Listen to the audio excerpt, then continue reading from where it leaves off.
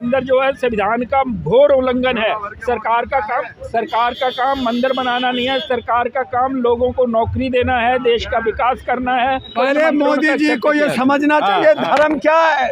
यदि ईवीएम नहीं हटी तो फिर मोदी जी कभी हटी नहीं पाएंगे। अजय बिल्कुल सच है, ईवीएम से जीत रहा, वोट से वो नहीं जीत रहा।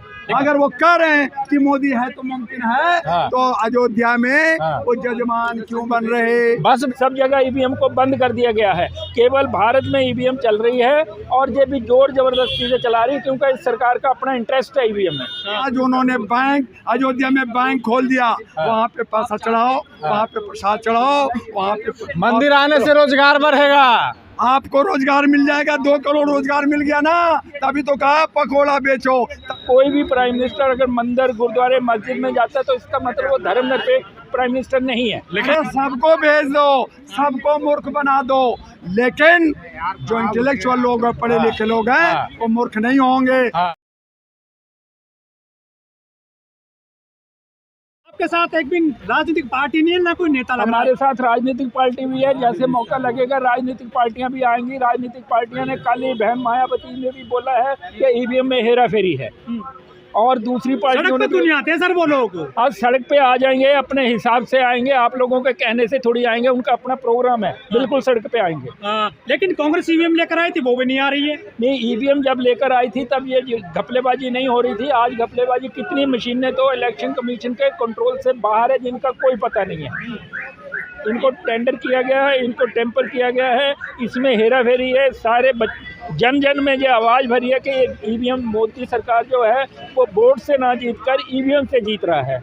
और लेकिन कमलजीत जी, बड़ा सवाल ये है, यदि ईवीएम में गड़बड़ है किसी प्रकार की, तो देश और दुनिया के बहुत सारे इंजीनियर हैं, बहुत सारी एजेंसी हैं, वो तो उसको भंडाफोड़ कर सकती है। देश और दुनिया के इंजीनियर ने इसका भंडाफोड़ कर दिया है, और जहाँ पे आप देश में भी कह रहे हैं, विदेश में भी कह रहे हैं, सब जगह ईवीएम को बंद कर दिया गया है। केवल भारत में ईवीएम चल रही है, और ये भी जोर जबरदस्ती से चला रही है, क्योंकि इस सरकार का अपना इंटरेस्ट है ईवीएम में, इसलिए चल रही है। वरना ईवीएम में कोई भी निष्पक्ष रूप से वोटिंग नहीं हो सकती। लेकिन चुनाव कहता है फ्री एंड फेयर चुनाव होता है। वो चुनाव को कहने से क्या होता है, चुनाव तो वही बोलेगा जो सरकार उसको फीड करेगी। अच्छा, गड़बड़ होती है इसमें?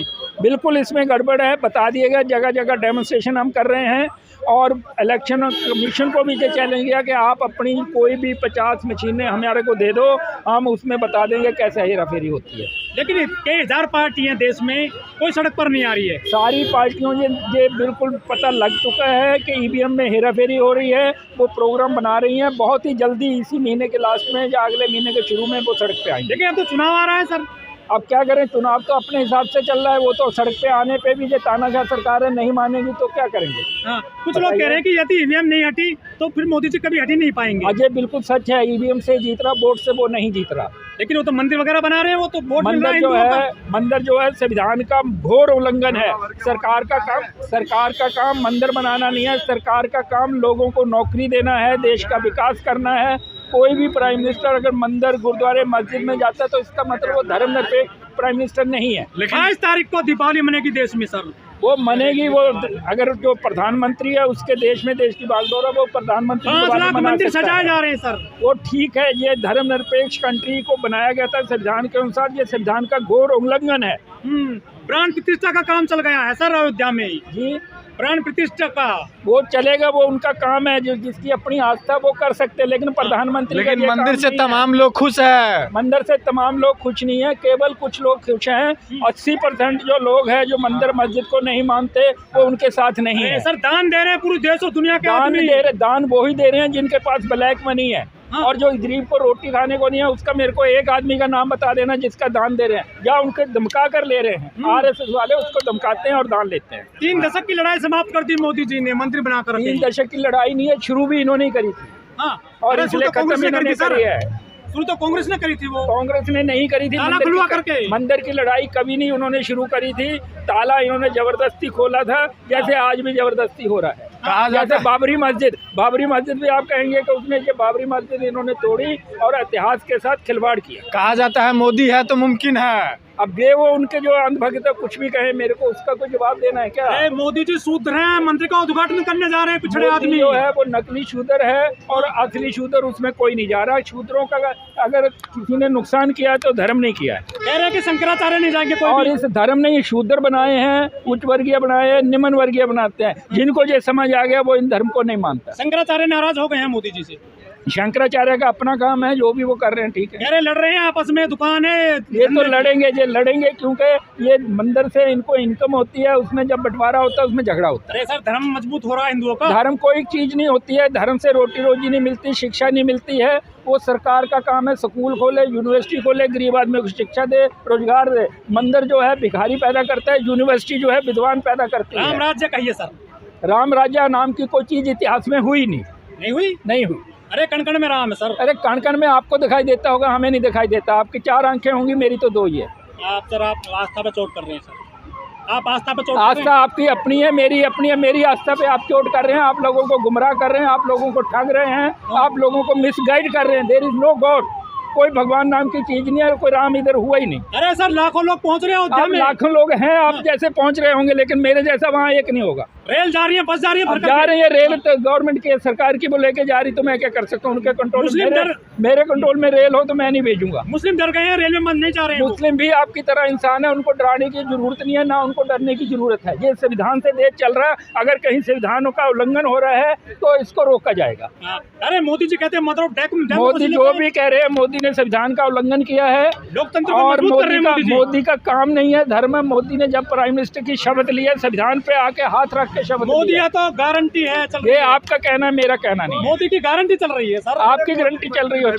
मोदी की गारंटी है तो जो 7 फेरा लेकर के अपनी पत्नी जसोदा को जो 5 जो उन्होंने वादा किया था, वो गारंटी पूरा करे ना पहले, तब देश की गारंटी पूरा करेंगे। मेरा देश ही पूरा परिवार। हाँ देश परिवार है। बीबी जो है अपना ये कल कर तो देश तो पूरा पत्नी, आप सारे हमारे पूरे भारत की महिलाओं को पत्नी बना दोगे। मुसलमानों के ऊपर अटैक हो रहे हैं, माइनॉरिटी के ऊपर अटैक हो रहे हैं। जो आदमी उसको ये कहता है कि आप गलत कर रहे हैं, उनके ऊपर अटैक हो रहे हैं, तो उनका देश कैसे हो गया? देश उनका है। एक झगड़ा समाप्त कर दिया मोदी जी ने। झगड़ा कोई नहीं था, झगड़ा फैलाया हुआ भी नहीं का था। ये सारा नाटक हो रहा है, ड्रामा हो रहा है। लोगों को अच्छा बढ़ा दिया, हिंदू को तोड़ दिया, तरीका निकाल लिया उसने। एक मंदिर ऐसा जो है नकली, जो इस तरह की आस्था बनाने से लाखों भिखारी पैदा होता है। अगर इसी तरह एक यूनिवर्सिटी के ऊपर खर्च कर देते तो हजारों विद्वान पैदा होते। 100 देशों में मनेगा रामोत्सव। आप जो मर्जी करिए, क्योंकि उसकी सरकार है, वो संविधान के अनुसार काम नहीं कर रहा। संविधान के अनुसार जो प्रधानमंत्री है उसको सारे धर्म बराबर है, उसको किसी धर्म में एक्टिवली पार्टिसिपेट नहीं करना। अगर वो करता तो धर्म का उल्लंघन कर रहा है। निमंत्रण भेजे जा रहे हैं पूरे देश। भेज रहा है, वो जो भी करे तो कर रहा है, उस पर हम क्या बोलेंगे? ठीक है। हमने पहले मोदी जी को ये समझना चाहिए धर्म क्या है। धर्म जो मोदी जी तो राम राज्य ला दिए ना, धर्म नहीं कहते। मोदी जी तो राम राज्य ला दिए ना। साथ साथ अरे मोदी जनता का विकास और आप खुश रहते हो और दूसरे को खुश करना, ये धर्म होता है। उनको धर्म का मर्म जानना चाहिए। और अगर धर्म की बात कर रहे हैं, अगर वो कह रहे हैं कि मोदी है तो मुमकिन है, तो अयोध्या में वो जजमान क्यों बन रहे? बस भेजे जा रहे हैं अयोध्या के लिए। अरे सबको भेज दो, सबको मूर्ख बना दो, लेकिन जो इंटेलेक्चुअल लोग पढ़े लिखे लोग हैं वो मूर्ख नहीं होंगे। आज उन्होंने बैंक, अयोध्या में बैंक खोल दिया, वहाँ पे पैसा चढ़ाओ, वहाँ पे प्रसाद चढ़ाओ, वहाँ पे मंदिर आने से रोजगार बढ़ेगा। आपको रोजगार मिल जाएगा। 2 करोड़ रोजगार मिल गया ना, तभी तो कहा पकोड़ा बेचो, तभी तो आप मोबाइल लेकर के आप जो है घर लगा घूम रहे हैं। आज हमारा दीपावली मनेगी 25 तारीख को देश में। कितना दिवाली मनाओगे?